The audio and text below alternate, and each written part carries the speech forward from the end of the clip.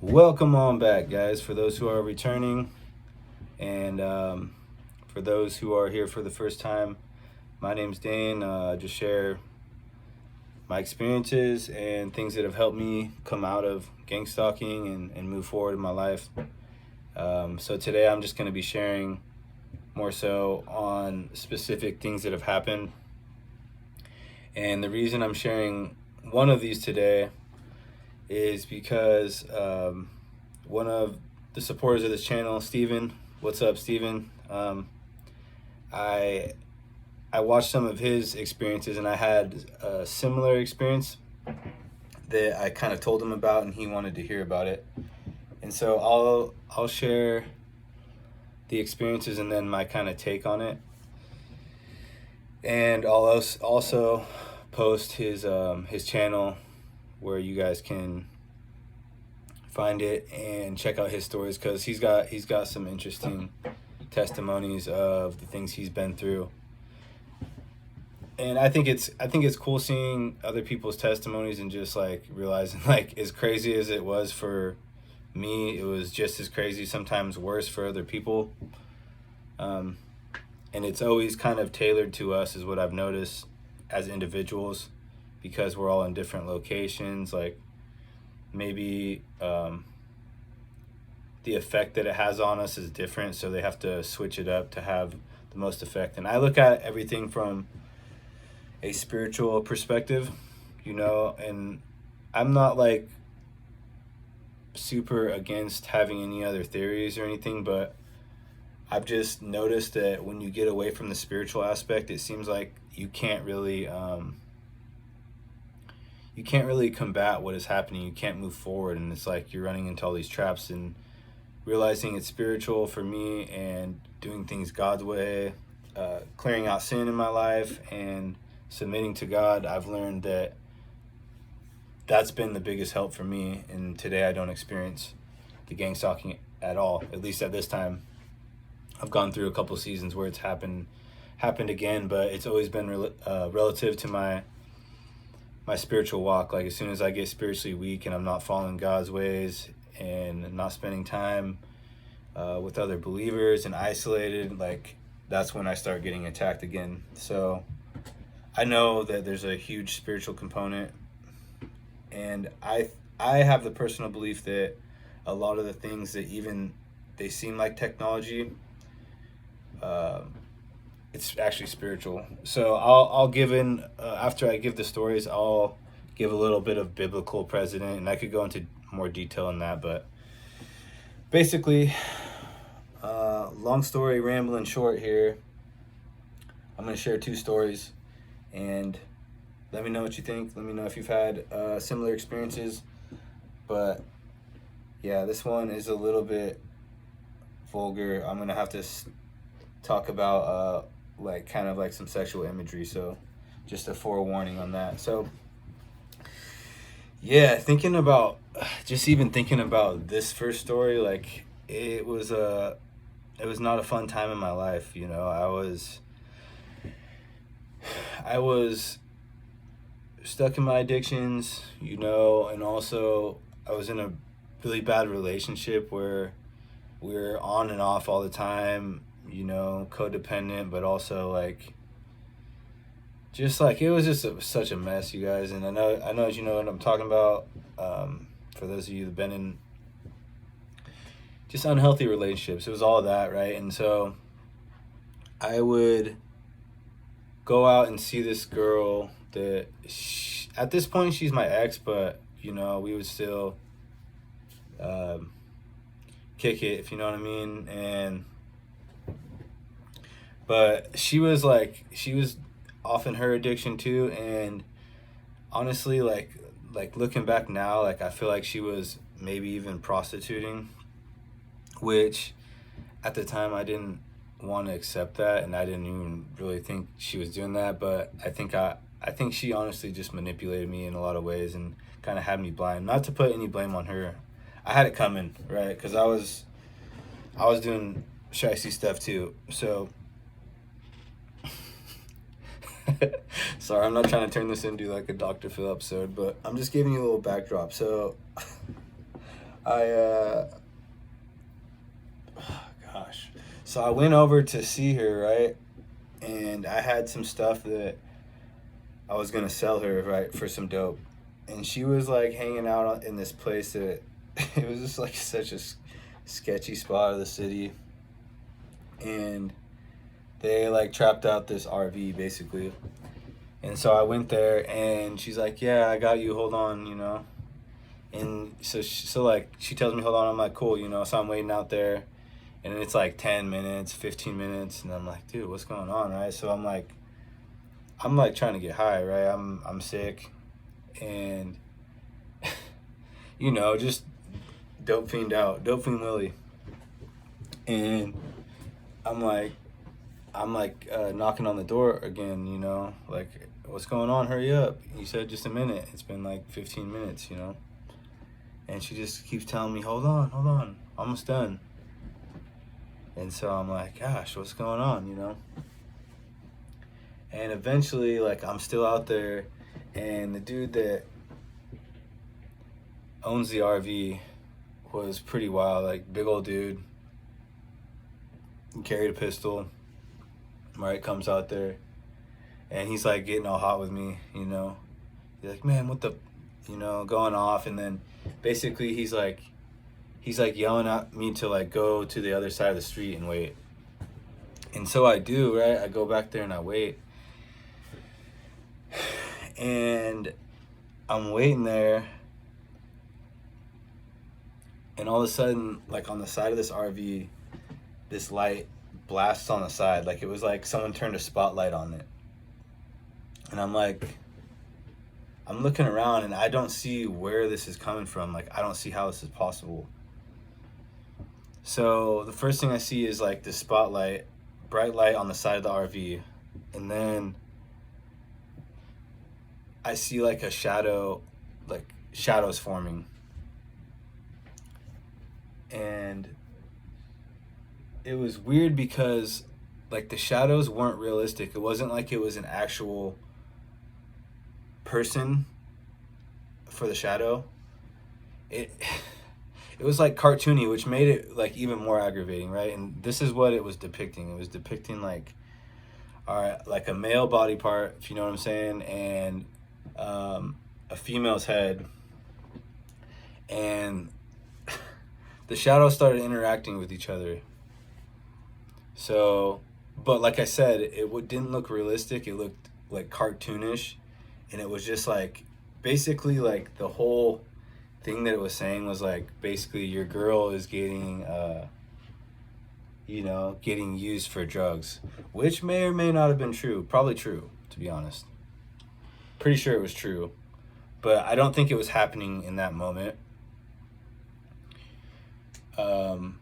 But so like this is happening and I'm seeing this, I'm like, and I knew it wasn't real. I knew it wasn't an actual depiction of what was going on. You know, like the shadows weren't coming from them. But I'm looking around and there's no, I don't know how this, like, where's the light source coming from? Who's messing with the shadows and how are they making it look like this without a bunch of practice and like, you know, multiple people involved? It was so strange, right? And I still don't know how it was pulled off, right? And it's weird how he like pushed me onto the other side too. He's like, "You need to go over there." And then that's when it started. And so I don't remember exactly how long it went on, but I'm like, I'm all pissed off and I'm like looking for where it could be coming from, and there's nowhere, like. So eventually like it stops, the light goes out, and then my ex came out, and like she was kind of pissed that I was like, you know, trying to rush her and everything, but I'm just like, what are you guys doing in there? And they weren't the only two in there. There was other people in there too. So later on down the road, like I asked her, because I never mentioned, I didn't tell anyone about this. I've never I don't think I've ever told anyone the story because it was so weird, and it was just kind of like, it was gross, and also it was kind of like embarrassing to me, you know, and it still kind of is a little bit, but it is what it is. That's what happened. A couple months later, I asked her about that. I was like, so what were you doing that time where, I said, remember when I was trying to get that from you, and you were telling me hold on for like forever. I just want to know, like, what was the reason that you were having me wait? And she said that there was another girl in there, and they were trying to shoot her up with drugs, right? So like they were both like helping her, which there was another girl in there, and that actually, it made sense, you know. And when I asked her, she like readily said it, you know. So it all tied out, or it all made sense later on. But it was just weird, like, I feel like that was all spiritual. That was like a spiritual, you know, demonic manifestation that was just meant to, like, you know, wound me, put me in anger, and just like, cause like at this time, you guys, like I was out on the street with nobody, right? And she was basically like the only thing that was part of my life before everything fell apart, right? So it was kind of like just pushing me down lower, you know what I'm saying? But I want to talk about, before I tell another story, I want to talk about Exodus 7, where God sends Moses back to Egypt to speak to Pharaoh, and he's gonna try to get Pharaoh to let the Israelites go from Egypt, like be released. And he said that Pharaoh is gonna ask you for a sign, a sign that like God's really sent you, right? So he told him, God tells Moses to perform a miracle and say to Aaron, this is Exodus 7 verse 9. When Pharaoh says, do you perform a miracle, say to Aaron, take the staff and throw it down before Pharaoh, and it will become a snake, right? So there was a sign given, like, that God really sent Moses to tell him, hey, you need to let my people go. So Moses and Aaron went to Pharaoh and did just as the Lord commanded. Aaron threw his staff down in front of Pharaoh and his officials, and it became a snake. Pharaoh then summoned wise men and sorcerers, and the Egyptian magicians also did the same things by their secret arts. Each one threw down a staff, and it became a snake. But Aaron's staff swallowed up their staffs.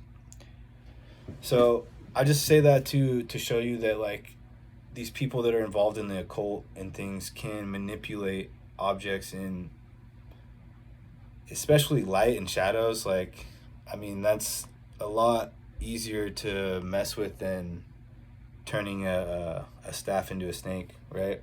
But they have the powers to do so. So how much more, like, spirits are able to give false signs and things like that. And that's why a lot of people fall for things in the New Age and other occultic practices, is because signs and wonders are given to basically hook the lion and sink it in, right? Because they're like, okay, if this belief is being, you know, authenticated by a miracle that is supernatural, then it has to be true.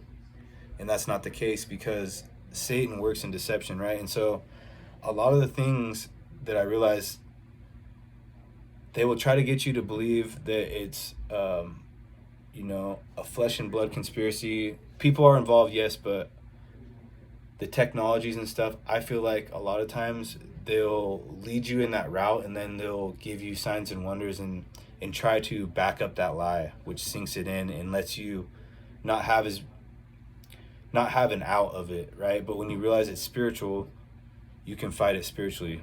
But if it's technology, what are you going to do, you know? So that's why I always look at it from a spiritual perspective. And even if it's people using people being used to do all this and technology, like the spirits behind them that are making them do this are obviously evil, because only evil people would do this. So regardless, that's my viewpoint. And I'm